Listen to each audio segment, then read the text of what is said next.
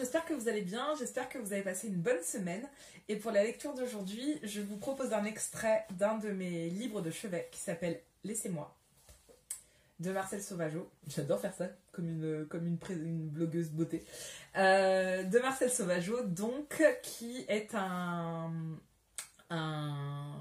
pas un roman, qui est une suite de lettres qui ont été écrites par la narratrice à l'homme qui, très élégamment, lui a appris qu'il allait se marier alors qu'il était son amoureux, au moment où elle arrivait au sanatorium pour se faire soigner. Donc elle va lui écrire des lettres dans lesquelles elle va passer les différentes étapes de la rupture, de l'incompréhension, de la colère, d'une espèce aussi il y a une petite forme de mépris par rapport à cet homme qui arrive après, dans un texte que je trouve extrêmement beau, mais qui n'est pas le sujet ici. Donc là, on se concentre donc sur une lecture d'amour, qui est la lecture d'une fin d'amour, et d'une réflexion, en l'occurrence, sur cette idée d'être fait pour quelqu'un, que je trouve assez intéressante et assez belle. Et voici ce qu'elle écrit. « Pourquoi me dites-vous, existe-t-il celui pour qui vous êtes faite ?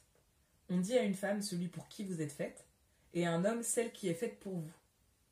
Voit-on celle pour qui vous êtes fait? L'homme est. Tout semble avoir été mis à sa disposition, même quelque part dans le monde, une femme à sa convenance, dont l'union avec lui préexistait à sa naissance. Ces mots, pour qui vous êtes faite, enferment une adaptation obéissante et soumise dont dépendra le bonheur d'une femme. Chose étrange, la femme est faite pour l'homme, et c'est à elle que le bonheur ira. L'homme ne peut-il avoir le bonheur, ou bien son bonheur est-il de sentir la souplesse consentante de celle qui est faite pour lui?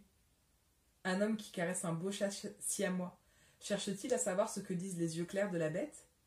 Ou pense-t-il que seule la caresse peut émouvoir cet animal? Je trouve très jolie cette idée de la préexistence d'une union.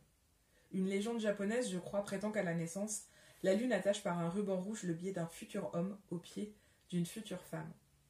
Pendant la vie, le ruban est invisible, mais les deux êtres se cherchent, et s'ils se trouvent, le bonheur pour eux est sur terre. Il en est qui ne se trouvent pas. Alors leur vie est inquiète et ils meurent tristes. Pour eux, le bonheur commencera seulement dans l'autre monde. Ils verront à qui le ruban rouge les attache.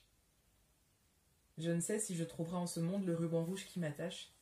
Je crois que cette légende est, comme toutes les légendes, une consolation poétique. Celui pour qui l'on est fait, n'est-ce pas celui pour qui l'on accepte d'être fait? Celui-là, pour moi, eût pu être vous. C'est la fin de la lettre. Je vous laisse vous imprégner de ces mots. Je vous laisse aller découvrir ce texte qui est vraiment très très bon et qui peut-être un jour, je l'espère au fond de moi depuis, je pense, 15 ans, peut-être un jour sera adapté au théâtre, dans un monologue par exemple, parce que je pense que il a des choses à faire vivre ce texte, il a des choses à faire ressentir et je pense que ça pourrait faire une très belle pièce.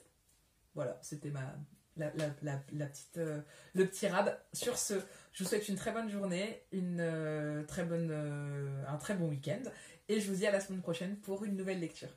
À bientôt.